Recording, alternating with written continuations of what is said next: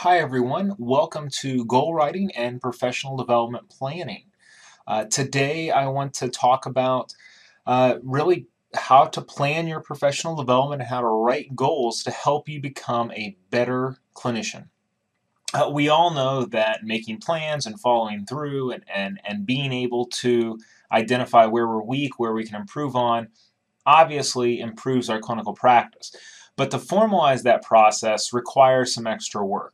So up on the screen you can see that we have the template for the Doctorate in Athletic Training and Professional Development Plan. And this is really divided into two sections, scholarship and clinical practice. When we look at scholarship, you can see that it's divided into several subcategories. The first one is principal topics of scholarly inquiry. With this, you really want to focus on one or two research areas that align with whatever your professional goals are. Now, for the first year students, you have not developed a research project. And I know during our research methods class, we're talking about this. So go ahead and plop a couple ideas down that really align with what your professional goals are going to be. These don't have to be permanent. These are simply getting ideas on sheets of paper. For you second years who have already taken research methods, and some of you and most of you are completing your thesis right now, you also need to consider that you're going to have to do some other research projects as part of the doctorate in athletic training. So you can of course put your thesis project on here, but think of a couple other smaller projects or maybe another multi-semester project that you could implement during the rest of your time here at Indiana State. The next category is peer-reviewed scholarly accomplishments during the last 5 years. Now, these don't just have to be national, state level, district level presentations. These can be presentations that you've made to your coaches, your athletes, your parents, your cadre, any other, your coworkers, other athletic trainers. If you do like a journal club, this could be a journal club presentation that you organize. It can be anything. But we really want to look at where you've been in terms of what you've been doing in terms of presentation or scholarly products. This may be an abstract, this may be a grant, this may be a presentation, this may be a journal club. You want to just summarize anything you've done.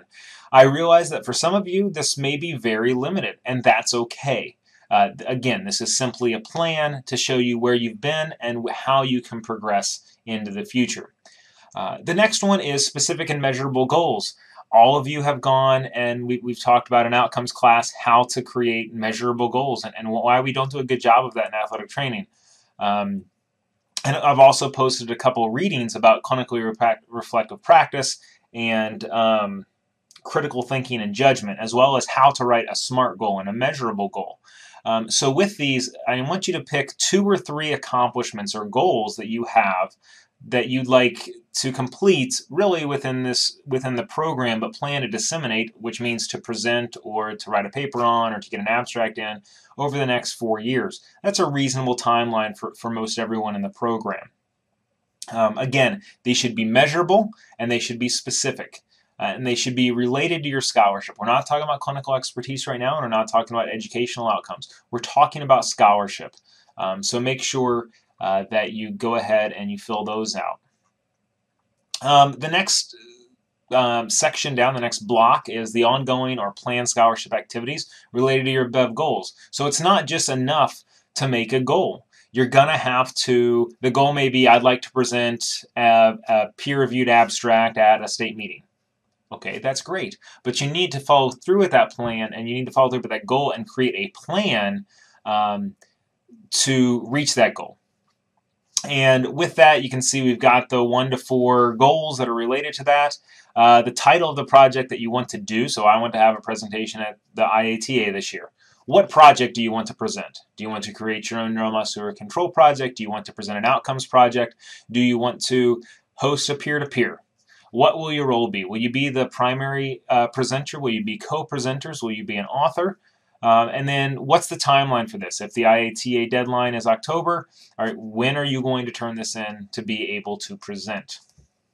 Okay, and then the last one is really where you can explain yourself here. So the first 4 boxes, mostly we're talking about, relatively short factual information. Okay, And you either have it or you don't. If you don't have any scholarly products, if you never presented to a group of parents, if you've never presented to cadres, if you've never presented to anyone, you're not going to have anything for that for those presentations or for that abstract or for any of those things. And I think that's okay. We're growing as a professional, but I want you to explain that in your narrative, and we want to make sure it's all interrelated to your goals, to where you see yourself as a professional in the future, to your clinical practice. So the narrative is really your chance for you to explain yourself to me and to Dr. Eberman and to the rest of the faculty in the DAT. This can be as long as you'd like it to be. I think from a basic completeness perspective, it should be about 2 paragraphs at the least. However, if you've thought about this and you really put some time into this, it wouldn't surprise me if this kind of narrative was approximately a page long. But like I said, this is your chance to explain to me and explain to yourself and start to hold yourself accountable for your actions. And we'll come back to this not only throughout the semester, but also throughout the entire program. So the more thoughtful you are now, the easier things are going to be later on, not only in the semester, but as you matriculate through the program. So that kind of concludes the scholarship part, but if we continue to scroll down to this to the 3rd page of the document, we have our clinical expertise area. Okay, and we are here to develop advanced practice clinicians, and part of that is scholarship, but the other part is developing clinical expertise.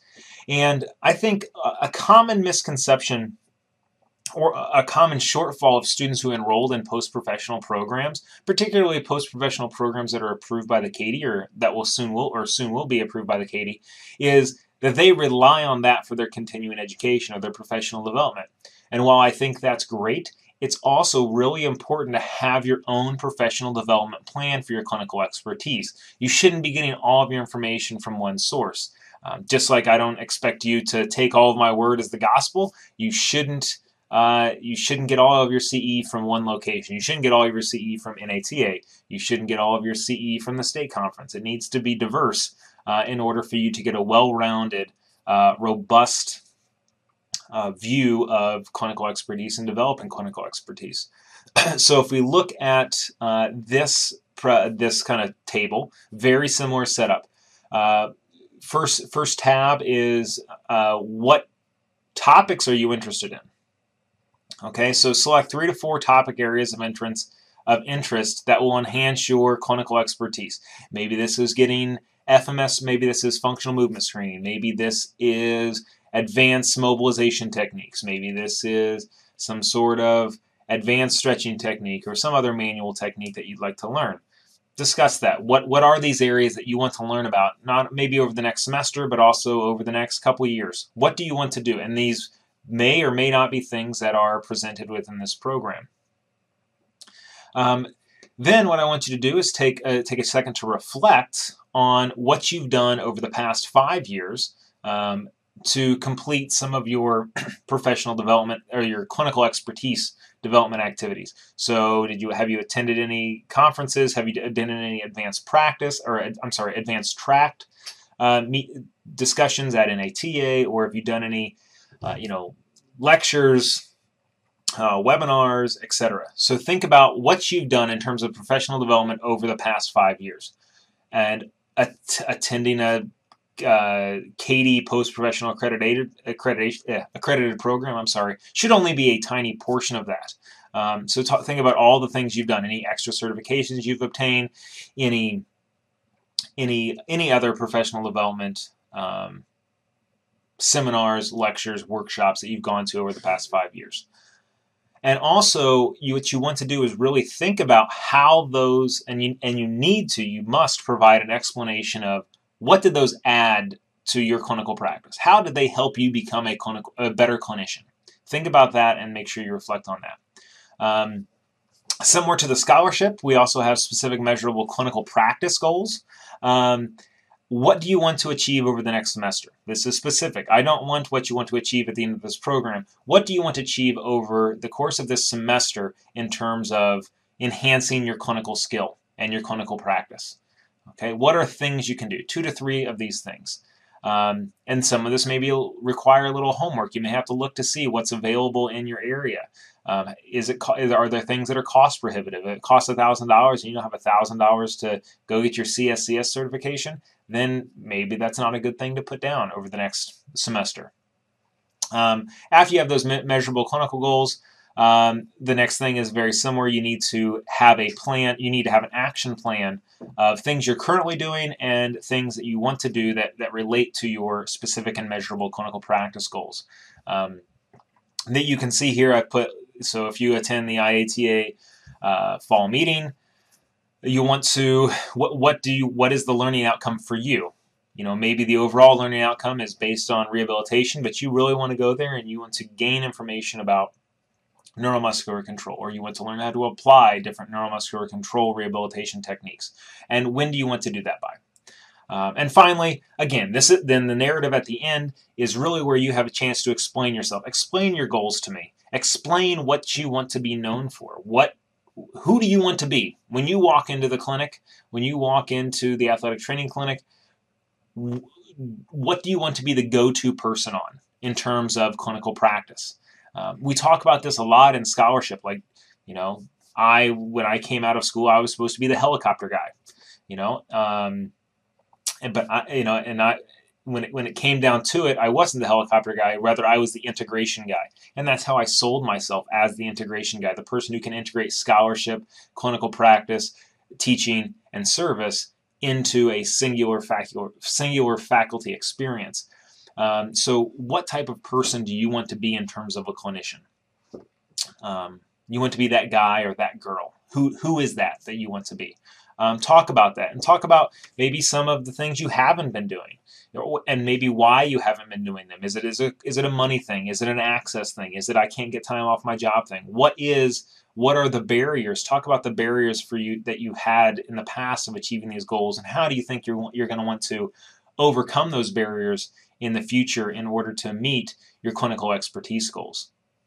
The last thing I want to talk about, and that's not necessarily related to this professional development plan that I've added, is your educational goals. Because this is more professional development long-term goals that we have or that you're creating for yourself. The educational goals, I want you to develop some educational goals in a very specific format using the SMART format. SMART stands for specific, measurable, attainable, realistic, and time-bound. And I want you to create some SMART goals for your educational experiences this semester. What do you want to learn for you? You've had a chance to see all the syllabi this semester. You've had a chance to hopefully explore the syllabi, get into some of the content. Not very far in for most of you. But since we're all kind of doing different things, there's only a couple classes that we're overlapping with this semester between the first years and the second years. I want to know what you, as a clinician, as a student in this DAT, what do you want out of this semester in terms of education? It doesn't have to be related to this class. It certainly can be, but I want an overall educational plan of what your specific goals are in terms of advancing yourself as an advanced practice leader, a reflective clinician, and a member of the DAT program. So with that, I think that's all for today. So I will see you next week.